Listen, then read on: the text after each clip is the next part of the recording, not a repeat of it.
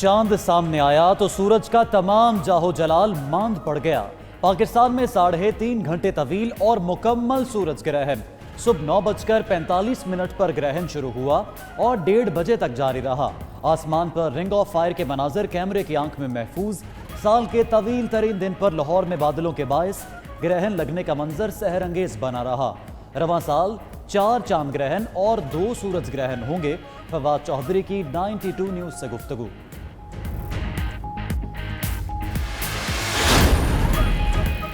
سورج گرہن کے دوران شہر شہر نماز کسوف کی ادائیگی۔ ملک بھر میں لوگ اللہ کے حضور سر بسجود ہو کر توبہ استغفار کرتے رہے۔ سورج اور زمین کے درمیان چاند کے آتے ہی مسجد الحرام اور مسجد نبوی صلی اللہ علیہ وآلہ وسلم میں نماز کسوف ادا کی گئی۔ چین، متحدہ عرب امارات اور بھارت سمیت عالمی سطح پر بھی سورج گرہن کے نظارے کیے گئے۔ سردار اختر مینگل اور مولانا فضل الرحمان کی اہم ملاقات۔ آئندہ کی مشترکہ سیاسی حکمت عملی پر تفصیلی مشاورت۔ اختر مینگل کا ملاقات کی تفصیلات میڈیا کو بتانے سے انکار۔ دوسری طرف چیئرمین سینٹ کی قیادت میں بلوچستان کے سینیٹرز اور دیگر رہنماؤں کے وفد کی گورنر پنجاب سے ملاقات۔ چوہدری سرور نے کہا، پنجاب ہر مشکل میں اپنے بلوچ بھائیوں کے ساتھ کھڑا ہے۔ پورے ملک میں اتحادیوں کو ساتھ لے کر چلیں گے۔ کووڈ-19 کا مطلب ہے کہ اس کے 19 پوائنٹ سے جو کسی بھی ملک پہ کسی بھی طریقے سے اپلائی ہو سکتا ہے۔ وزیر مملکت زرتاج گل نے کووڈ-19 کی انوکھی تعریف بیان کر دی۔ کہتی ہیں کووڈ-19 کا مطلب ہے اس کے 19 پوائنٹس ہیں جو کسی بھی ملک میں کسی بھی طرح اپلائی ہو سکتے ہیں۔ پروگرام کا کلپ وائرل ہوا تو صارفین نے زرتاج گل کے ساتھ طنز و مزاح شروع کر دیا۔ تنقید کے بعد زرتاج گل نے وضاحتی ٹویٹ میں غلطی تسلیم کر لی اور لکھا، روزانہ ٹی وی پر پرچی کے بغیر گھنٹوں بات کرتی ہوں۔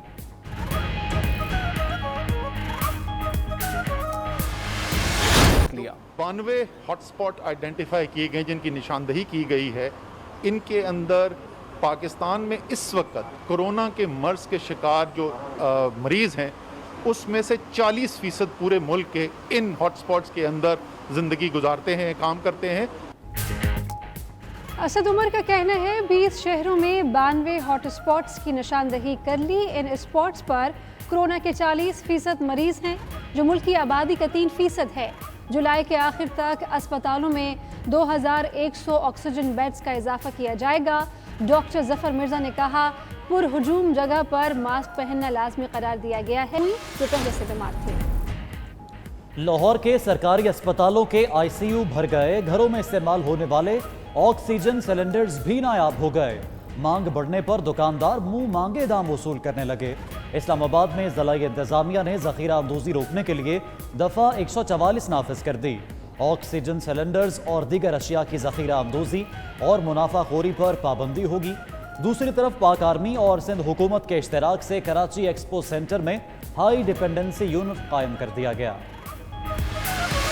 کا پلازما زندگی ہے۔ 67,000 خوش نصیب پلازما عطیہ کر سکتے ہیں۔ میئر کراچی، حیدرآباد اور اسلام آباد کے ڈاکٹرز کی بھی پلازما عطیہ کرنے کی اپیل۔ اداکار احسن خان، ماڈل ہنا ملک، گلوکارہ مسکان، کرکٹر احسان عادل اور عالیہ ریاض بھی 92 نیوز کی مہم کا حصہ بن گئے۔ اگر آپ کو پلازما عطیہ کرنے میں مسئلہ ہے تو 033419202268 پر واٹس ایپ کریں۔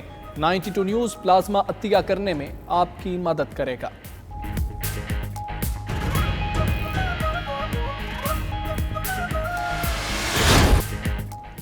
وزیر اعلیٰ پنجاب کی مانسون سے قبل انتظامات کی ہدایات۔ عثمان بزدار نے محکمہ آبپاشی سے جامع پلان طلب کر لیا ہے۔ عام آدمی کی معاشی مشکلات کا ازالہ پنجاب حکومت کی پہلی ترجیح ہے۔ اپوزیشن نے اپنے دور میں عوام کو ریلیف کے بجائے تکلیف دی۔ ماضی میں نعروں سے بہلایا گیا، لیکن اب عوام نعرے نہیں، عملی اقدامات چاہتے ہیں۔ سبی کا پارا 47 ڈگری تک جا پہنچا۔ دادو، نوکنڈی اور نورپور تھل میں 45 degree centigrade record. Lahore میں سارا دن بادل چھائے رہے۔ شام کے وقت بوندا باندی سے موسم خوشگوار۔ پہلی خاتون وزیر اعظم اور دختر مشرق بے نظیر بھٹو شہید کا 67واں یوم پیدائش۔ 2 مرتبہ ملک کی وزیر اعظم رہیں۔ 21 جون 1953 کو کراچی میں پیدا ہونے پر پھول چڑھائے۔ ویڈیو پیغام میں کہا، وہ بے نظیر تھیں اور بے نظیر رہیں گی، ان کا کوئی ثانی نہیں۔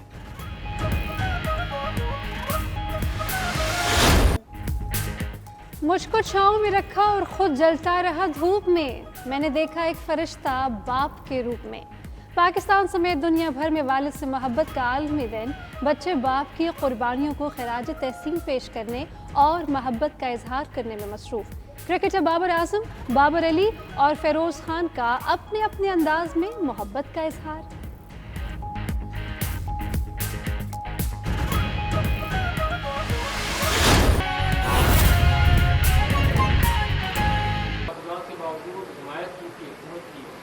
اب موجودہ فنانس بل کی آپ حمایت کریں گے یا مخالفت کریں گے یا ووٹنگ میں حصہ نہیں لیں گے، کیا کریں گے؟ دیکھیں نا، جب ہم نے حکومت کا ساتھ ہی چھوڑ دیا ہے تو بیگانی شادی میں پھر عبداللہ دیوانے ہم کیوں بنے؟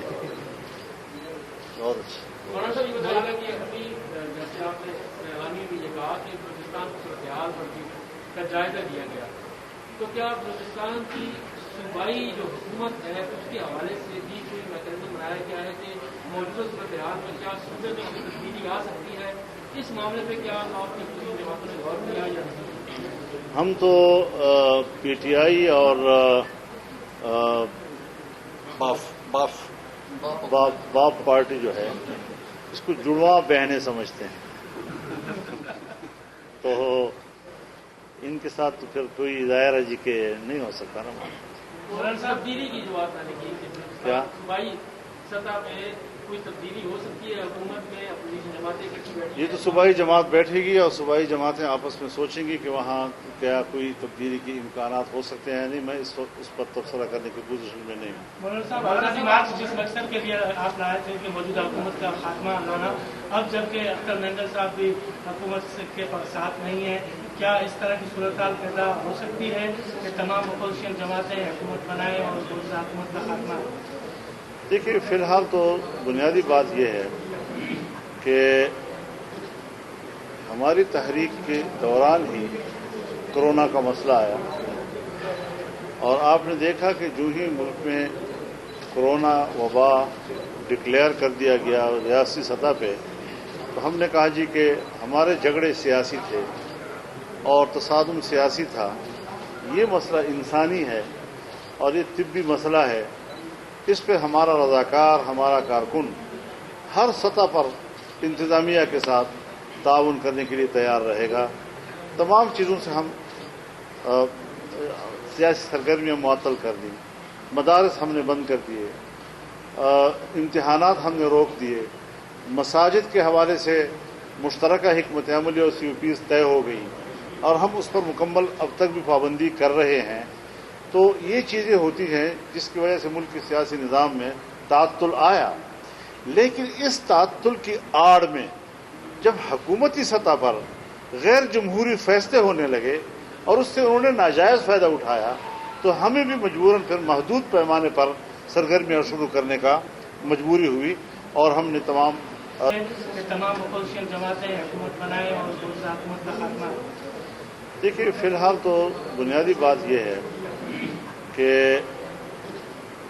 ہماری تحریک کے دوران ہی کرونا کا مسئلہ آیا، اور آپ نے دیکھا کہ جو ہی ملک میں کرونا وبا ڈکلیئر کر دیا گیا ریاستی سطح پہ، تو ہم نے کہا جی کہ ہمارے جھگڑے سیاسی تھے اور تصادم سیاسی تھا، یہ مسئلہ انسانی ہے اور یہ طبی مسئلہ ہے، اس پہ ہمارا رضاکار، ہمارا کارکن ہر سطح پر انتظامیہ کے ساتھ تعاون کرنے کے لیے تیار رہے گا۔ تمام چیزوں سے ہم سیاسی سرگرمیاں معطل کر دیں، مدارس ہم نے بند کر دیے، امتحانات ہم نے روک دیے، مساجد کے حوالے سے مشترکہ حکمت عملی اور سی او پیز طے ہو گئی اور ہم اس پر مکمل اب تک بھی پابندی کر رہے ہیں۔ تو یہ چیزیں ہوتی ہیں جس کی وجہ سے ملک کے سیاسی نظام میں تعطل آیا، لیکن اس تعطل کی آڑ میں جب حکومتی سطح پر غیر جمہوری فیصلے ہونے لگے اور اس سے انہوں نے ناجائز فائدہ اٹھایا، تو ہمیں بھی مجبوراً پھر محدود پیمانے پر سرگرمیاں شروع کرنے کا مجبوری ہوئی، اور ہم نے تمام سیاسی پارٹیوں کے ساتھ رابطوں کا عمل شروع کیا، تو ہمیں بھی مجبوراً پھر محدود پیمانے پر सरगर्मियां शुरू करने का मजबूरी हुई और हमने तमाम सियासी पार्टियों के साथ राब्तों का अमल शुरू किया है।